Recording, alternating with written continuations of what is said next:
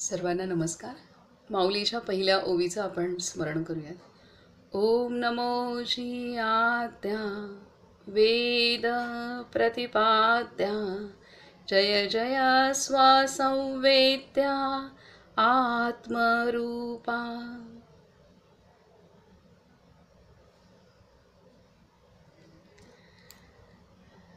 सर्वांना नमस्कार. बाबा मुक्तानंद आपणाला काल बाबा मुक्तानंदांनी सांगितलं की सर्वज्ञ लोक म्हणजे त्यांना जे चारही ज्योतींचं दर्शन झाल्यानंतर नीलबिंदू आत्मज्योतीचं दर्शन झालं आणि त्यानंतर बाबा मुक्तानंदांना एक केशरी रंगाची ज्योत दिसू लागली आणि पूर्णतः त्या ज्योतीमध्ये अनेक दृश्य दिसू लागले. आणि मग तिथं त्यांना ह्या विश्वामध्ये जिथे जिथे जे काही दिसत असेल होत असेल ते त्यांना एका जागी बसून त्यांना जाणवायचं की हे घडतंय. तर अशा रीतीने सर्वज्ञता म्हणजे ज्ञान त्यांना एका जागी बसून होत होतं. तर ते सांगितलं आणि तिथे महत्त्वाची गोष्ट बाबा मुक्तानंदांनी सांगितलेली आहे की अशा पद्धतीने जेव्हा साधकाला ही अवस्था प्राप्त होते, सर्वज्ञता प्राप्त होते, तेव्हा त्याला अनेक सिद्धी प्राप्त होतात. आणि त्यामुळे मग परंतु जो खरा गुरुपुत्र असतो तो त्या सिद्धींच्या मागे न लागता किंवा त्या सिद्धींनी इतरांना प्रभावित न करता तो त्याची महानता म्हणजे त्याची महानता, साधनेची महानता, गंभीरता आणि त्याचं त्यांनी सांगितलं की पुण्यमय शरीर ह्या सर्वांचा सन्मान ठेवतो आणि सांभाळ करतो. त्या सिद्धींच्या मागे तो लागत नाही आणि न लागता तो त्याची साधना, त्याचं पुण्यमय शरीर, त्याची स्वतःची महानता आणि ह्या मार्गाची महानता, गंभीरता हे तो जपून ठेवतो आणि सांभाळतो. त्यानंतर बाबा मुक्तानंदांनी सांगितलं की त्यांना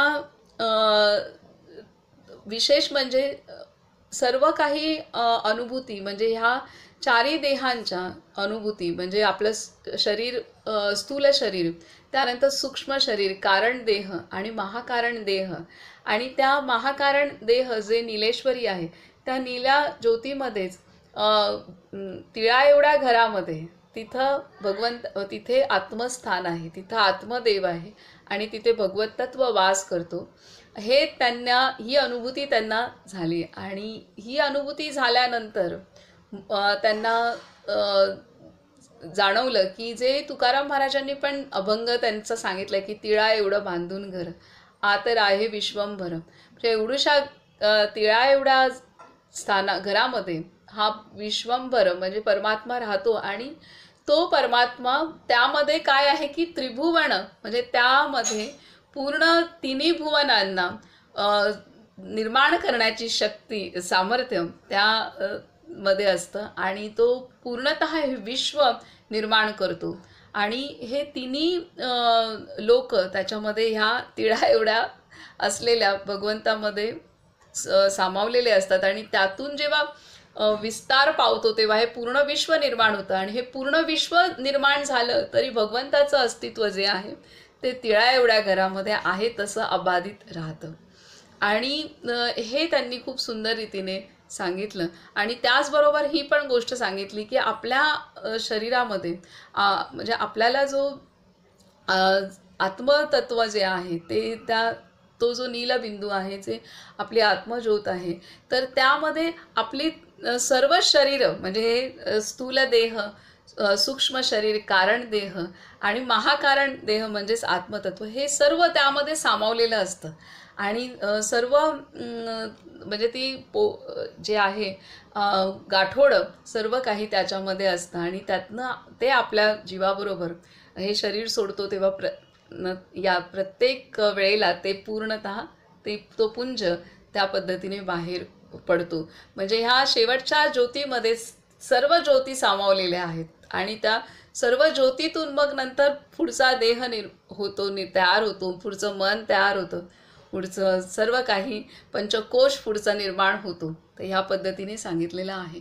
आणि इथे त्यांनी विशेष सांगितलेलं आहे की हे सर्व अनुभव येण्यासाठी हे सर्व अनुभव आपल्या संतांनी घेतलेत आणि हे सर्व अनुभव घेण्यासाठी घेतले तरच, म्हणजे आपण ध्यान म्हणजे जीवनात आलो, हे मानवी देह धारण केला आणि आपण आत्मसाक्षात्कार नाही करून घेतला, भगवंताचा साक्षात्कार नाही करून घेतला, तर मग काय पाहिलं असं ते म्हणतायत की मग काय पाहिलं.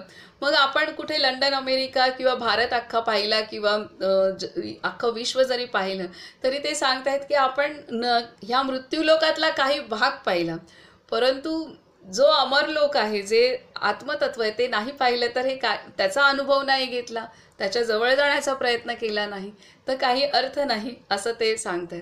आणि त्यानंतर मग त्यांनी सांगितलं की मग यासाठी आपणाला ही अनुभूती सर्वश्रेष्ठ अनुभूती आहे आणि मानवी देह आपणाला भगवंताने त्यासाठी दिलेला आहे आणि त्या मानवी देहामध्येच, मानवी जीवनामध्येच ते सामर्थ्य आहे की आत्मसाक्षात्कार आणि भगवत स्वरूप होणं, करून घेणं आणि भगवत स्वरूप होणं. तर आणि त्यासाठी ते खास विशेष काल सांगतायत की ह्यासाठी इतके महान दर्शन होण्यासाठी तुमची वागणुकीची किती इतके महान दर्शन होण्यासाठी तुमची वागणूकही किती श्रेष्ठ असली पाहिजे ते लक्षात घ्या. तुमच्यात तशी पात्रता असली पाहिजे, तुमची संगती, तुमची भाषा, तुमचे सारे विचार परमात्ममय असले पाहिजेत. ज्याला नीलदर्शन झाले तो किती महान पुण्यात्मा असेल बरे. तर इथे सांगतायत की आत्मसाक्षात्कार होण्यासाठी आपणाला आपलं आचरण, आपलं वागणूक सांभाळलं पाहिजे आणि त्यासाठी ते सांगतात की वागणूक सांभाळण्यासाठी आपली संगती भाषा म्हणजे आपलं बोलणं आणि आपले विचार हे सांभाळले पाहिजेत, मग आपण आत्मसाक्षात्कार करू शकतो. आता ह्याच अनुषंगाने गोष्टी आहेत की अनेक जण आध्यात्मिक असतात, साधन करत असतात, नामस्मरण करत असतात किंवा कोण विपश्यना करेल, कोण ब्रह्मविद्येची साधना करेल, कोण ब्रह्मकुमारीज करेल. ह्या 4-5 मुख्य साधना पद्धती आहेत की जे आज प्रचलित आहेत, सर्वजण करत असतात. तर हे सर्वजण करत असतात आणि त्यावेळेला ते करतात, मनोभावे करणं होतं. परंतु त्यानंतर जे आपलं बोलणं आहे किंवा वागणं आहे किंवा आत्मपरीक्षण आहे हे माणूस करत नसतो आणि मग त्यावेळेला तो स्वतःसाठी किंवा इतरांसाठी पण जे चिंतन करतो किंवा जी संगत असते, तर त्या संगतीमध्ये तो आत्मपरीक्षणाच्या संदर्भात किंवा विश्वाच्या नियमांच्या संदर्भात नाही बोलत, म्हणजे त्या संदर्भाचं भान ठेवून बोलत नाही.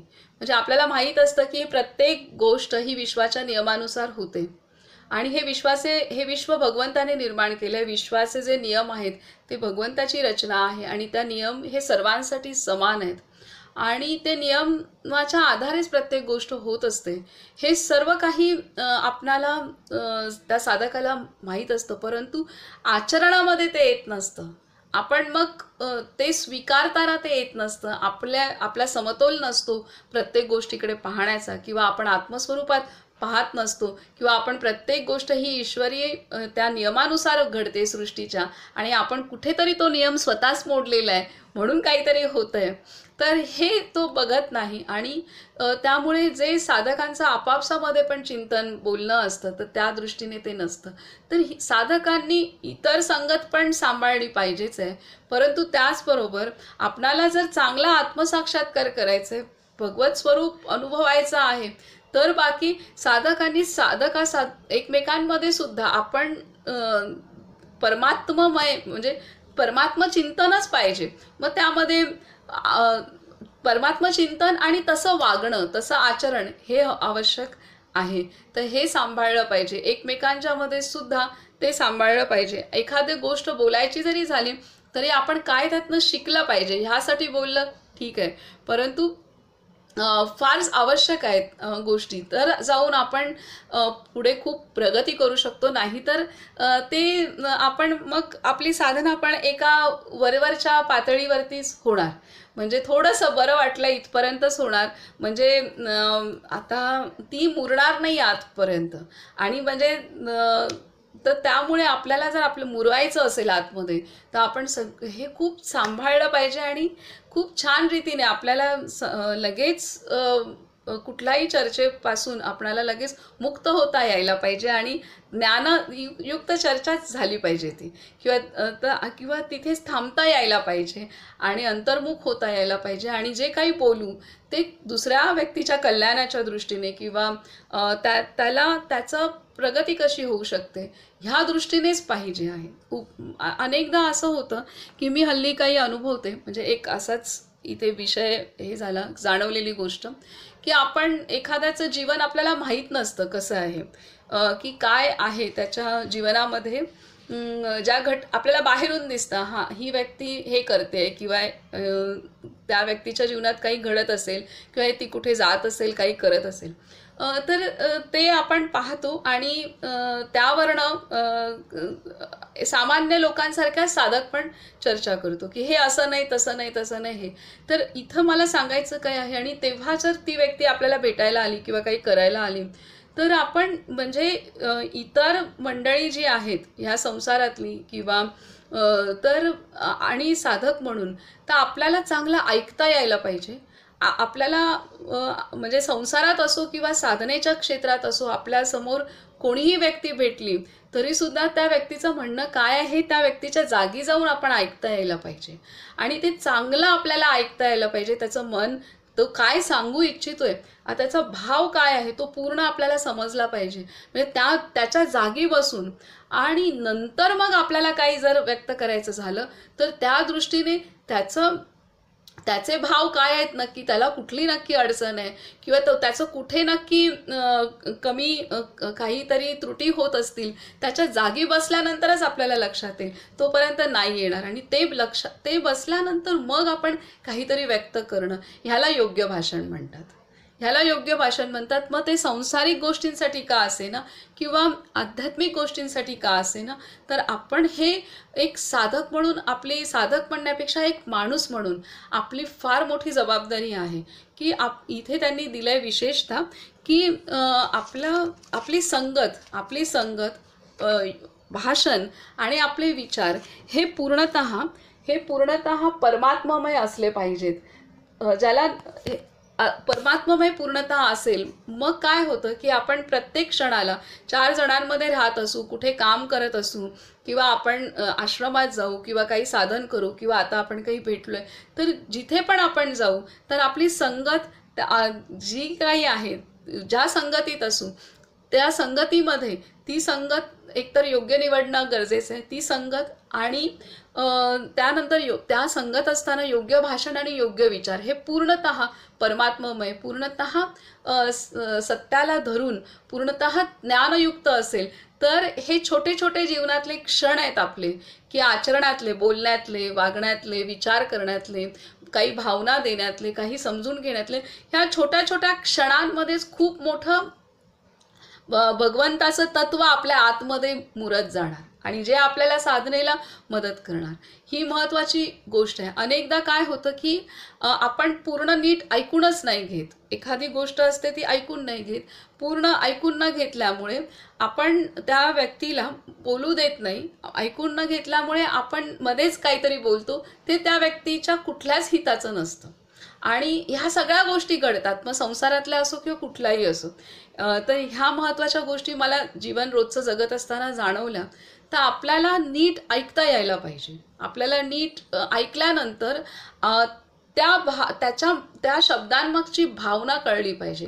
ती भावना कळल्यानंतर त्या व्यक्तीला मग आपण जाऊन त्या व्यक्तीला किंवा स्वतःला काही चांगलं सांगू शकतो, करू शकतो, नाहीतर नाही करू शकत.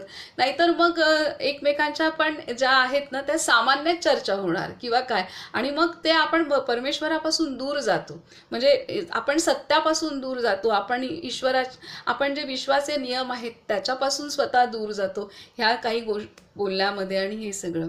तर ह्या पद्धतीने आणि हे क्षण आहेत म्हणजे खूप सावध राहून आपल्याला पुढे गेलो तर आपण ह्या अवस्था पार करू शकतो, थोड्या थोड्या आपण अनुभवू शकतो.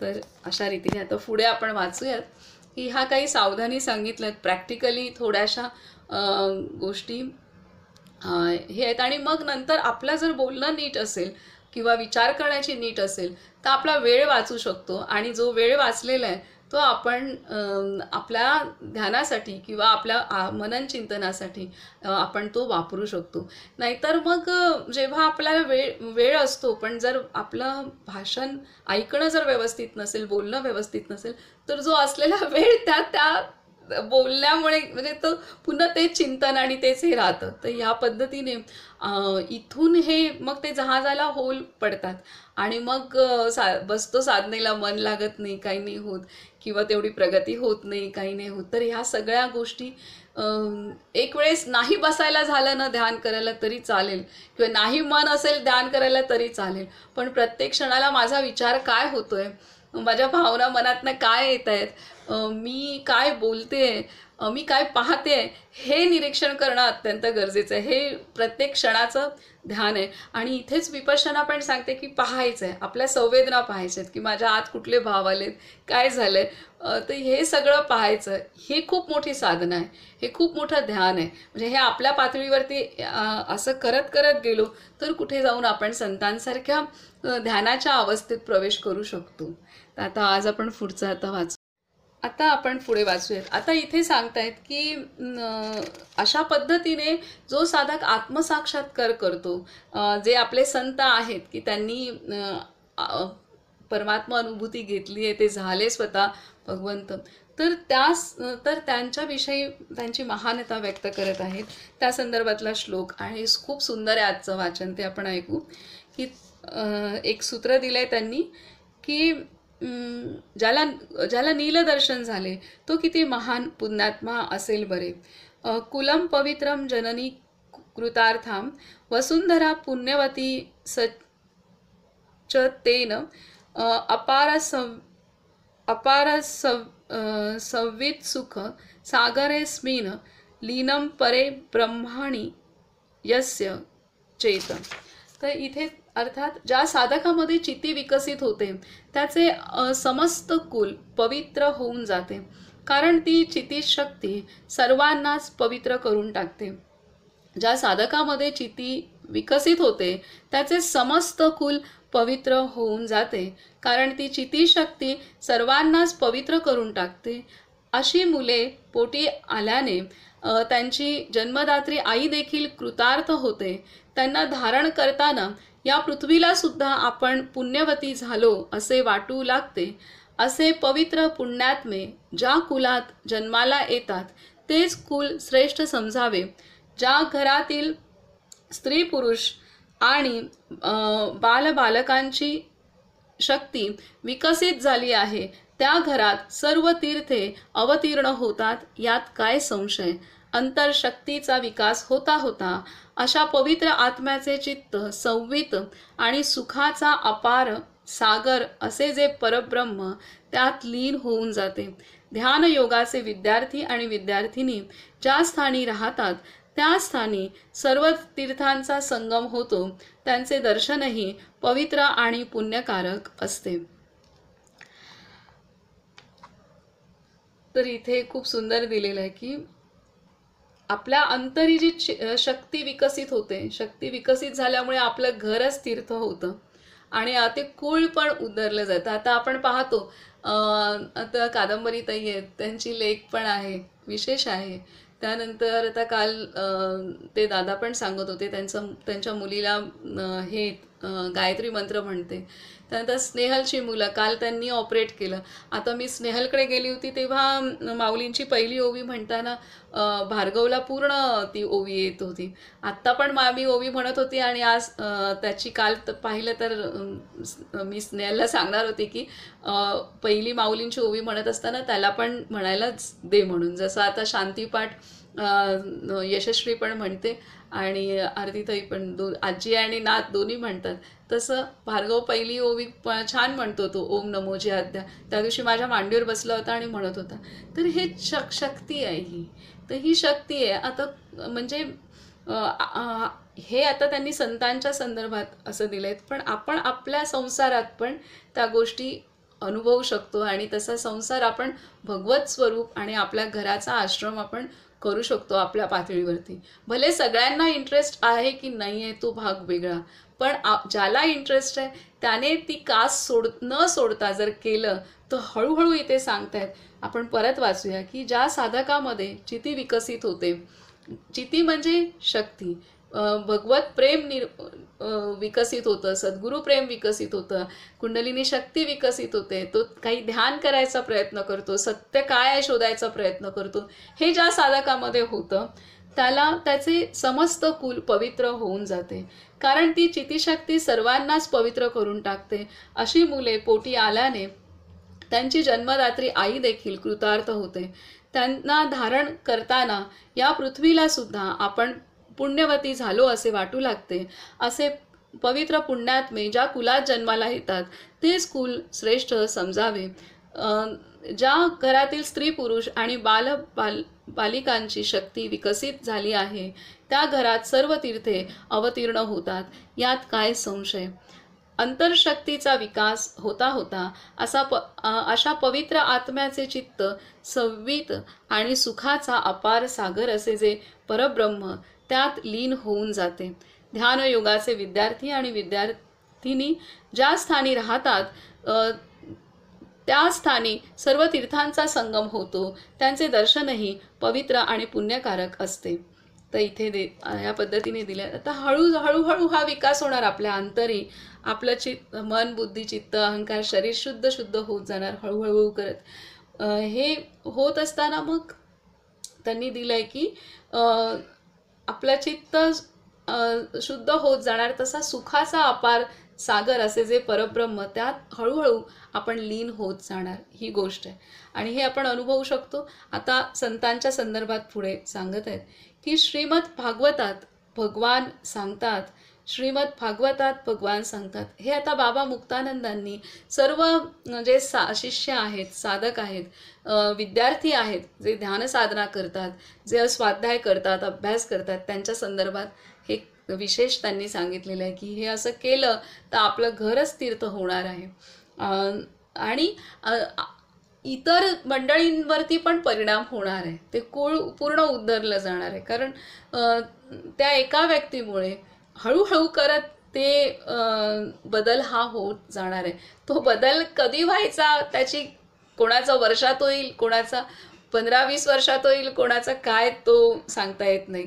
त्यासाठी आपण निराश न होता, आपली कास न सोडता आपण आपलं चालत राहायचं आहे. आज ना उद्या ते परिणाम होत राहतात, होणारच असतात. पण ते होत नाहीत मग थकून उदास होऊन नाही जायचं, हा रस्ता सोडायचा नाही. आज ना उद्या सगळं व्यवस्थित, कारण दुसरा मार्ग नाही आहे, दुसरा पर्याय नाही आहे, कोणालाच नाही आहे.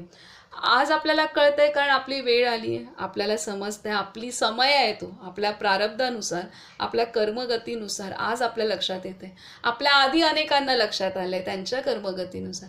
आपल्या नंतर आपल्या घरातल्या किंवा आपल्या संगतीतल्या आसपासच्या अनेकांना येणार आहे लक्षात, त्यांच्या कर्मगतीनुसार, त्या समयानुसार येणार आहे. त्यामुळे शांत राहायचं आहे, कुठलाही विचार न करता, जास्त कुठलीही अपेक्षा न करता शांत राहून आपला मार्ग आपण न सोडता शांतपणे चालत राहायचं. जसं जमेल त्या पद्धतीने एकदम संयमाने, धीराने चालत राहायचं. त्याचा परिणाम हा सर्वांवरती व्यवस्थित होणार आहे.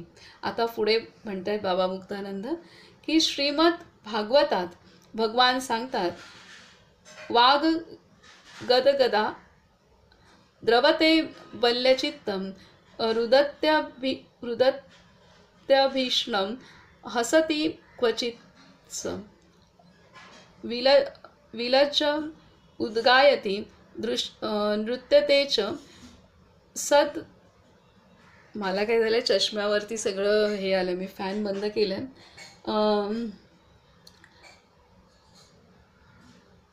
एक मिनिट.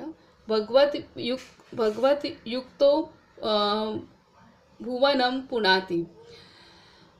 आता याचा अर्थ असा आहे की गुरुकृपेच्या प्रभावाने ज्याची अंतरशक्ती जागृत होते त्याच्यात दिव्य प्रेम प्रगट होते. गुरुकृपेच्या प्रभावाने ज्याची अंतरशक्ती जागृत होते त्याच्यात दिव्य प्रेम प्रगट होते. त्याची वाणी गदगद होऊन जाते आणि तो बोलू लागला की त्याच्या शब्दातून अपार सुख चौफेर उधळू लागते. त्याचे चित्त क्षणाक्षणाला प्रेमाने विरघळू लागते. प्रेमावेशात त्याला वारंवार रडू कोसळते. तो कधी हसतो तर कधी लाज लज्जा सोडून नाचू लागतो व उच्च स्वरात गाऊ लागतो. अशा प्रकारचा सिद्ध योग साधक भगवंताचा परमभक्त होऊन तिन्ही लोक पवित्र करून टाकतो. प्रेमानंदमयी चितीचे कार्य सुरू होताच, नीलेश्वरीचे दर्शन होताच अंतरात प्रेम प्रगट होते. अशा ध्यानशील विद्यार्थ्यांची चारी शरीरे पवित्र होऊन जातात. जिथे जिथे ते ध्यानाला बसतात ते स्थान पवित्र होऊन जाते. अशा भक्तांच्या संगामुळे तीर्थेसुद्धा शुद्ध होऊन जातात. अशा भक्तांमुळे शास्त्रांची सत्यता यथार्थ सिद्ध होते. कारण त्यांच्या हृदयातले चितिस्फुरणच शास्त्र रूपाने प्रगट होत असते. त्यांच्यामुळे सर्व कर्मे मंगलप्रद बनतात. कारण त्यांची सर्व कर्मे चितिप्रेरित असल्यामुळे सत्कर्मेच असतात. माझ्या गुरुदेवांनी ज्यांना आशीर्वाद दिले त्यांचे तर मंगल झालेच, पण ज्यांना शिव्या दिल्या ते सुद्धा कीर्तिवान झाले आहेत. महापुरुषांच्या सर्व क्रियांमध्ये चितीचीच प्रेरणा असते. त्यांच्या उच्छिष्ट भोजनातही चिती प्रवाहित होत असते. त्यांच्या स्नानगृहात देखील सर्व मंगलपद असा चितीपुंज राहत असतो. तर इथे संतांच्या संदर्भात दिलेलं आहे की त्यांचे कसं हे राहतं, ते जे काही, कारण त्यांचं सर्व शुद्ध झालेलं आहे. प्रत्येक शरीराचा कण आणि कण, मनाचं सर्व सत्व, सर्व काही, आणि त्यांनी आत्मसाक्षात्कार केलेला असतो. पूर्णतः भगवत स्वरूप ते झालेले असतात. अहम ब्रह्मास्मी म्हणजे मी आणि भगवंत एकच, ही अवस्था त्यांनी प्राप्त केलेली असते. त्यामुळे प्रत्येक त्यांच्या श्वास उच्छ्वास, त्यांचं मलमूत्र, त्यांचं अन्न, त्यांचं स्पर्श, त्यांचं पाहणं, त्यांचं चालणं, त्यांचं बोलणं, त्यांनी जे काही लिखाण त्यांच्याकडून झालेलं असेल ते सुद्धा पूर्ण सत्य असतं. कारण ते पूर्णतः कुंडलिनी शक्तीचं जागरण विकसित होऊन ते सगळं काही त्यांचं ते पण शास्त्र बनतं आणि पूर्ण सत्यशास्त्र ते आहेत. आणि आपण ज्ञानेश्वरी, दासबोध ह्यामध्ये ते अनुभवतो. आता बाबा मुक्तानंदांनी पण जे लिहिलेलं आहे तर ते किती पूर्णतः त्या शक्तीच्या आधारेच त्यांनी केलेलं आहे. आता पुढे ते सांगतात की एकदा मी लिहित बसलो असताना माझ्या शरीरात शक्तीचा तीव्र वेग आला. त्यावेळी माझ्याजवळ एक कॉलेज विद्यार्थी उभा होता. नवीनच आला होता. मी त्याला म्हटले, माझे डोके थोडे जड झाले आहे, जरा दाब बघू. तो डोके चेपू लागला. चेपता चेपता उभ्या उभ्याच त्याच्या शरीरात चितिशक्तीने प्रवेश केला. तात्काळ त्या मुलाला दिव्य शक्तिपात प्राप्त होऊन गेला. तो महामुद्रा वगैरे करू लागला आणि अशा तऱ्हेने त्याला उच्च योग भूमिका प्राप्त झाली. चितीचा महिमा अगाध आहे. जाणेल तोच मानेल. नष्ट हृदयाच्या, भ्रष्ट मनाच्या आणि क्लिष्ट चित्ताच्या मूर्ख लोकांना चितीचे सामर्थ्य आणि रहस्य काय समजणार. जी चिती कोणत्याही बाह्य सामग्रीशिवाय केवळ शून्यात एक अनुपम रमणीय विश्व निर्माण करू शकते, ती जगन्माता गुरुकृपाद्वारा काय करू शकणार नाही, हे सांगत आहेत. त्यांना ते लिहित होते काही आणि त्यांच्या आतमध्ये जागरण म्हणजे त्यांच्या आतमध्ये शक्तीचं प्रवाहन ते अनुभवत आहेत बाबा मुक्तानंद. आणि तेव्हा त्यांचं डोकं दुखू लागलं. तो एक विद्यार्थी त्यांचं डोकं हे करू लागला तर त्याला सुद्धा त्याची सुद्धा कुंडलिनी शक्ती जागृत झाली आणि तो ध्यानाची उच्च अवस्था त्याने गाठली आणि त्याला मुद्रा होऊ लागला, तो काही हे करू लागला. तर हे अशा पद्धतीने ह्या संतांच्या सहवासात आल्यानंतर त्यांच्या स्पर्शाने सुद्धा त्याला ती अनुभूती आली होती. तर इथे ते सांगतायत की हे का घडतंय, कारण ही जी कुंडलिनी शक्ती आहे ही शिवशक्ती आहे, भगवंताची शक्ती आहे. आणि ह्या शक्तीतनं पूर्ण विश्व निर्माण झालंय. की जी शक्ती दिसत नाही आणि न दिसणाऱ्या शक्तीतनं एवढं दिसणारं विश्व 84 लाख जीवयोनीसह पूर्ण सृष्टी निर्माण झालेली आहे. तर मग तिला काय अशक्य आहे ते सांगतात पुढे. आता खूप सुंदर आहे. तुम्हाला कौतुक वाटेल अशी एक गोष्ट सांगतो. माझे स्नानगृह स्वच्छ आहे, सुंदर आहे. माझ्या स्नानगृहात मी इतर कुणालाही स्नान करू देत नाही. इतकेच नव्हे तर कित्येक वर्षांपूर्वी माझ्यापासून दीक्षा प्राप्त करून घेतलेल्या माझा लाडका शिष्य व्यंकप्पा याच्याशिवाय इतर कुणालाही मी ते साफही करू देत नाही. शक्तिपात करणाऱ्या योगीजनांना अशा सुंदर पवित्र स्नानगृहाची अत्यंत आवश्यकता असते. आमच्या गुरुदेवांच्या आंघोळीचे पाणी आम्ही तीर्थ म्हणून प्राशन करीत असू, कारण त्यात अनेक चिती किरणपुंज नित्य पसरलेले असत. यासाठी मी कोणालाही माझ्या स्नानगृहात जाऊ देत नसे. एके दिवशी एअरलाइन्समध्ये ऑफिसर असलेल्या माझ्या एका प्रिय सिद्ध विद्यार्थ्याने माझे स्नानगृह साफ करण्याची आज्ञा मागितली. मी म्हटले कर.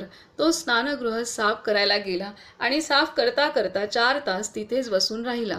स्नानगृहात पसरलेल्या चितीपुंजांनी त्याला घेरले, म्हणजे त्याच्या अंतर्यामी प्रवेश केला. त्यामुळे त्याला शक्तिपात झाला आणि तो 4 तास समाधी अवस्थेत राहिला. मी म्हटले, हा अजून का आला नाही? जाऊन बघतो तर तो स्नानगृहात पद्मासन घालून मस्त बसलेला. मग मी त्याची समाधी उतरवली आणि त्याला बाहेर घेऊन आलो. आता त्याच्या स्वतःच्या ध्यानाच्या खोलीतही इतरांना ध्यान लागते. तर ही गोष्ट आहे. त्यांनी इथे विशेष दिले. हे का सांभाळ करतात? कारण हे शक्तिपात करवतात. हे त्यांचं पूर्ण शुद्ध झालेलं आहे. आणि असे जे संत आहेत, ह्या महान विभूती आहेत, ते प्रत्येक गोष्टीचा सांभाळ करतात. कारण त्यांना दुसऱ्यांच्या आतली शक्तीचं जागरण करायचं असतं. म्हणून त्यांचं जे स्थान आहेत त्याची पवित्रता ते टिकवण्याचा प्रयत्न करतात. म्हणून ते स्नानगृहात कोणाला प्रवेश पण करू देत नव्हते. बाबा मुक्तानंदांच्या स्नानगृहामध्ये बाबा मुक्तानंद कशा पद्धतीने वावरत असतील, कसं स्नान करत असतील, त्यांचे भाव काय असतील.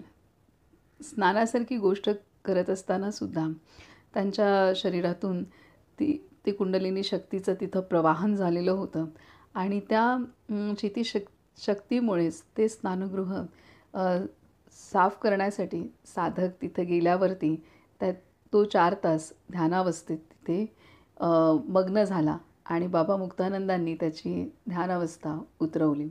तर ह्या पद्धतीने ह्या महान विभूतींचं प्रत्येक ठिकाण हे शक्तीने भरपूर झालेलं असतं.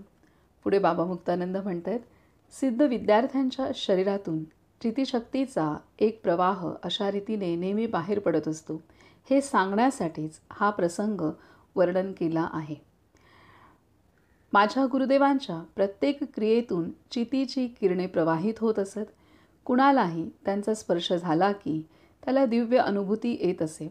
अशा सिद्ध पुरुषांच्या प्रत्येक क्रियेत चितशक्तीच कार्यान्वित होत असते. त्यांच्या कोणत्याही बोटाचा स्पर्श झाला तरी त्यातून इतरांमध्ये शक्तीचा प्रवेश होत असतो. त्यांच्या शरीराचा कुठेही स्पर्श झाला तरी तिथे शक्तिपात होत असतो. त्यांनी वापरलेले जुने कपडे घातले तरी त्यातून त्यांची शक्ती आपल्यात प्रवेश करते. यासाठी सिद्ध विद्यार्थ्यांनो, तुम्ही जिथे ध्यानाला बसता ते देवघर बनते. जिथे तुम्ही राहत असता ते महातीर्थ बनते. तुमच्यामुळेच तीर्थांना पावित्र्य येते. मंत्रालाही तुमच्यामुळेच चैत्यदशा प्राप्त होत असते. बहिरंग योगाची उपासना करणाऱ्यांना आसन, प्राणायाम, मुद्रा वगैरे योगाची अंगे मुद्दाम अभ्यासावी लागतात. ती तुमच्या केवळ स्पर्शाने इतरांना आपोआप होऊ लागतात.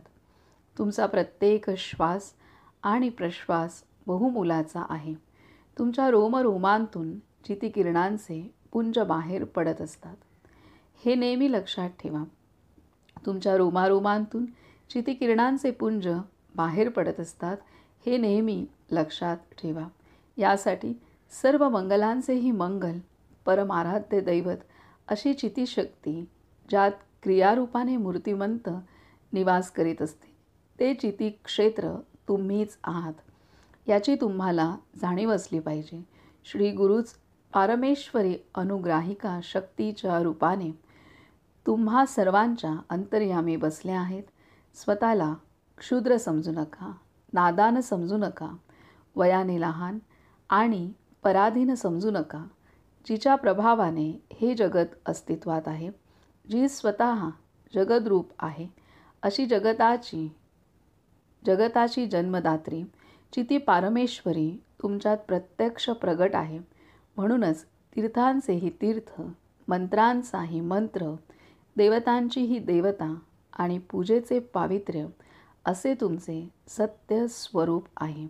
आपली ही योग्यता नीट समजून घेऊन शक्य तितके मौन पाळून सावधानी, शुचिता आणि सदाचार परायणतेने आपले आयुष्य जगा. पाश्चात्य दिखाऊ आणि पाश्चात्य दिखाऊ आणि भ्रष्टशील रीतिनीतीच्या भावावेशात फसू नका.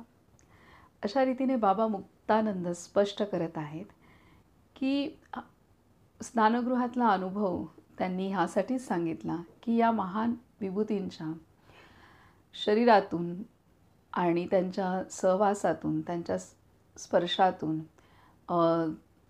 त्यांनी वापरलेल्या वस्तूतून, ते जिथे निवास करतात त्या स्थानातून, ती स्थानंसुद्धा चितशक्तीने भरपूर झालेली असतात आणि त्यांचा स्पर्श, त्यांच्या बोटाचा स्पर्श कुठेही झाला तरीसुद्धा, किंवा कोणत्याही बोटाने स्पर्श केला किंवा शरीराच्या त्यांच्या कोणत्याही भागाचा स्पर्श आपल्याला झाला तरीसुद्धा आपल्या अंतरी असलेल्या शक्तीचं, कुंडलिनी शक्तीचं जागरण करण्याचं सामर्थ्य त्यांच्यामध्ये, त्यांच्या स्पर्शात असतं आणि त्यांच्या स्पर्शातून ते शक्तीचं प्रवाहन आपल्यामध्ये सुद्धा होतं आणि आपली कुंडलिनी शक्तीचं जागरण होतं. आणि इथे बाबा मुक्तानंद आपणा विद्यार्थ्यांना सुद्धा सांगतायत की असंच शक्तीचं जागरण, शक्तीचं प्रवाहन तुमच्या शरीरामधून सुद्धा होत असतं. आणि त्यामुळे तुम्ही ज्या ठिकाणी, आपण साधक ज्या ठिकाणी ध्यान करतो ते स्थानसुद्धा देवघर बनतं, ते पवित्र होतं, ते सुद्धा तीर्थ बनतं. त्यामुळे बाबा मुक्तानंद अत्यंत तळमळीने आपल्याला सांगत आहेत की आपण स्वतःला कधीही तुच्छ, हीन, दीन, लहान, कमी योग्यतेचे बिलकुल समजायचं नाही आहे. कारण का, की आपल्याला अनुग्रह झालेला आहे आणि अनुग्रहाच्या रूपामध्ये भगवंताची शक्ती आपल्या शरीरामध्ये वास करत असते. ते सद्गुरु तत्व आपल्या शरीरात वास करत असतं आणि ज्या शक्तीतून संपूर्ण विश्व हे निर्माण झालेलं आहे, अशी कुंडलिनी शक्ती आपल्या शरीरामध्ये वास करत असते. आणि आपण जी साधना करतो त्या माध्यमातून त्या शक्तीचं जागरण होतं आणि ती शक्ती आपल्यातून सुद्धा प्रवाहित होत असते. इतकं अनन्यसाधारण महत्त्व ध्यान साधनेचं आहे. आणि विशेषतः ज्यांना अनुग्रह झालेला आहे आणि मग त्या अनुग्रहानुसार ते ध्यान करत असतील, त्याचं विशेष महत्त्व आहे. आणि इतकं महत्त्व आहे की त्यांनी सांगितले की कोणतेही आसन, प्राणायाम ह्या गोष्टी काहीही करण्याची, बहिरंग साधना करण्याची आवश्यकता नसते. त्या साधनांपेक्षासुद्धा जो साधक ध्यान तन्मयतेने करतो त्या साधकामध्ये शक्तीचं जागरण हे खूप मोठ्या प्रमाणात होत असतं आणि त्या शक्तीचं प्रवाहन त्याच्या शरीरातून होत असतं. हे बाबा मुक्तानंद आपणाला सांगत आहेत. आणि आपण कोण आहोत, आपल्याला, आपण करत असलेली साधना, आपल्याला प्राप्त झालेले सद्गुरू आणि आपल्याला मिळालेलं नाम, ह्या सर्वांप्रती आपण सन्मानानेच पाहिलं पाहिजे. ही तळमळ बाबा मुक्तानंद जी आपल्याला स्पष्ट होत आहे. आणि हे जर सन्मान आपणाला असेल तरच आपण आपल्या स्वतःची जपणूक करू शकतो. आणि त्यासाठी ते पुढे सांगतात की ह्यासाठी मग योग्य ती सावधानी आपण बाळगणं गरजेचं आहे, मौन पाळणं गरजेचं आहे, शुचिता आणि सदाचार आचरण करणं अत्यंत आवश्यक आहे. यासाठीच मगाशी आपण व्यक्त केलं की आपली संगती ही आपलं भाषण, आपले विचार हे पूर्णतः भगवतमय असले पाहिजेत. भगवतमय अर्थात आत्मस्वरूप आणि भगवंताने जे विश्व निर्माण केले त्या विश्वाचे जे नियम आहेत त्याला धरूनच आपण आपलं भाषण, आपले विचार, आपले भाव असले पाहिजेत. कारण अनेकदा आपण असं अज्ञानातून जे भाषण करतो आणि त्यामुळे आपल्या स्वतःची जी शक्ती आहे ती पूर्णतः वाया जाते आणि त्याचाच परिणाम असा होतो की मग आपण ध्यान करत असू तर आपल्याला ध्यानात मन लागत नाही आणि आपण केलेलंच भाषण किंवा आपण केलेलेच विचार, आपल्या भावना सतत आपल्याला सतावत असतात. त्यामुळे जर आपण योग्य तेव्हाच आणि योग्य ते बोललो, कल्याणकारी बोललो, स्वतःच्या आणि इतरांच्या, दुसऱ्यांना आनंद देणारं बोललो, दुसऱ्यांची शक्ती कमी न करणारी बोललो, तर आपल्या शक्तीचा सुद्धा तिथे संरक्षण होतं. अन्यथा आपण जर व्यर्थ बोललो तर आपली शक्ती वाया जाते आणि जेव्हा आपण ध्यानाला बसू, काही साधन करू, तर त्यावेळेला ते व्यर्थ बोलणंच आपल्या ध्यानाच्या मध्ये आडवं येतं आणि आपण आपली प्रगती साधू शकणार नाही. ह्यासाठी योग्य भाषण अत्यंत महत्त्वाचं आहे आणि मौन पाळणं अत्यंत महत्त्वाचं आहे. आता पुढे बाबा मुक्तानंद सांगतायत की एकदा मी मुंबईला गेलो होतो. तिथे एक बडा ऑफिसर मला भेटायला आला. त्याचे नाव काही मी सांगत नाही. तो एकटाच आला होता. मी विचारले, का हो साहेब एकटेच आलात? मंडळी कुठे आहेत? तो म्हणाला, बाबाजी मंडळी शाळेत गेली आहेत. मला आश्चर्यच वाटले. मी म्हटले, या वयात शाळा? तो म्हणाला, बाबा ती नृत्य शाळेत गेली आहे. तो गेल्यानंतर मी एकाला विचारले, ही नृत्यशाळा म्हणजे काय? तेव्हा त्याने सांगितले की असल्या शाळांतून पाश्चात्य पद्धतीचा डान्स शिकवला जातो. त्यात हातापायांच्या विशिष्ट हालचाली कराव्या लागतात. मी विचार केला, हा तर नंगा नाच आहे. कोणा परपुरुषाच्या अंगस्पर्शाने शिकाव्या लागणाऱ्या असल्या नंगा नाचापेक्षा कुंडलिनी जागृतीच्या प्रभावाने आमच्या सिद्ध विद्यार्थी आणि विद्यार्थिनींना होणारे शास्त्रीय भावमुद्रायुक्त कलायुक्त नृत्य कितीतरी उच्च आहे. असले पाश्चात्य डान्स पवित्र सिद्ध विद्यार्थ्यांना योग्य नव्हेत. पाश्चात्य देशात आणखी एक अनिष्ट प्रथा आहे. तिकडे लहान लहान मुले मुलीसुद्धा एकमेकांच्या अतिनिकट राहतात. उगीचच गप्पा मारतात आणि गळ्यात गळे घालून हसतात, खेळतात. अशा वागणुकीमुळे त्यांच्या देशात षंडत्व वाढीला लागले आहे. तुम्ही त्यांचे अनुकरण करू नका. तुमच्या अंतर्शक्तीचा प्रकोप होईल. तुम्हाला आणखी एक महत्त्वाची गोष्ट सांगतो. वीर्य त्यागापेक्षा मलत्याग बरा, हे नीट लक्षात ठेवा. ही गोष्ट केवळ ब्रह्मचारी किंवा साधू संन्याशांसाठीच नाही. त्यांना तर पत्नीही नसते की संसारही नसतो. ही गोष्ट खास संसारी लोकांसाठी आहे. तुम्ही संसारात राहा, मस्त राहा. पती पत्नी परस्परांना देव समजून अतिशय प्रेमाने नांदा. आपले तेज वाढवा. ज्याप्रमाणे एक एक पैसा वाचून संपत्ती वाढवता, त्याचप्रमाणे वीर्याची बचत करा. वीर्याच्या एका बिंदूपासून एक तेजस्वी मनुष्य निर्माण होऊ शकतो, हे तुम्ही सर्वांनी ध्यानात ठेवले पाहिजे. त्या बिंदूच्या तेजाची किंमत स्मरणात असू द्या. हे तेज नष्ट झाले तर कितीही लाली लावली, पावडर क्रीम थापले तरी मुख निस्तेजच दिसणार. कारण तेज हे चितिशक्तीचे वाहन आहे. त्याच्या सहाय्याने चितीला विकत घेता येते. कुंडलिनीला क्रियाशील बनविण्याचे ते एक यंत्र आहे. स्थिर समाधी प्राप्त करण्याचे ते उत्कृष्ट साधन आहे. वीर्यहीन मनुष्याची काय दशा होते ते नीट बारकाईने पहा. म्हणजे माझ्या म्हणण्याचा अर्थ तुमच्या नीट लक्षात येईल. इथे बाबा मुक्तानंद अजून सावधान करतात की जे काही पाश्चात्य संस्कृतीतील जे डान्स आहेत, कपडे आहेत म्हणा, तिथलं वागणं ह्याचं बाकी आपण आचरण करू नये अशी ताकीद बाबा मुक्तानंद स्पष्टपणे देते. विशेषतः लहान मुलांची जपणूक करण्यासाठी बाबा मुक्तानंद आपल्याला इशारा देत आहेत.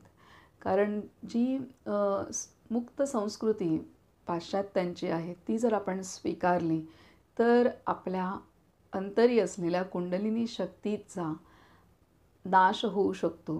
ती शक्ती वाया जाऊ शकते. अशी दूरदृष्टी बाबा मुक्तानंदांनी आपणाला दिली आहे. आणि त्याचबरोबर जे स्त्री पुरुष प्रौढ आहेत तर त्या स्त्री पुरुषांनी सुद्धा आपल्या वीर्याचं रक्षण करणं अत्यंत आवश्यक आहे हेही ते सुचवत आहेत.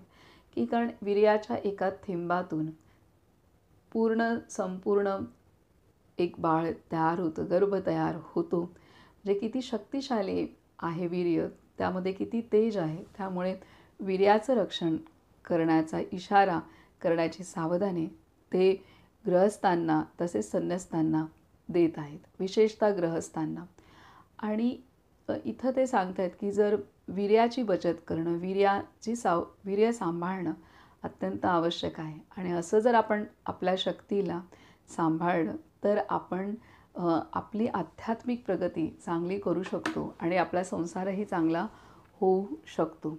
आता इथे एक परमहंस योगानंदांच्या पुस्तकामध्ये त्यांच्या आईबाबांच्या संदर्भात बाबा परमहंसांनी लिहिलेलं आहे की जेव्हा त्यांच्या बहिणीचं लग्न झालं तेव्हा त्यांच्या आईने बहिणीशी साधलेला संवाद आहे. तर त्या संदर्भात जे योगानंदांनी लिहिलेलं आहे की त्यांच्या आईवडिलांचं एकत्रित येणं हे केवळ अपत्य प्राप्तीसाठीच झालं आहे.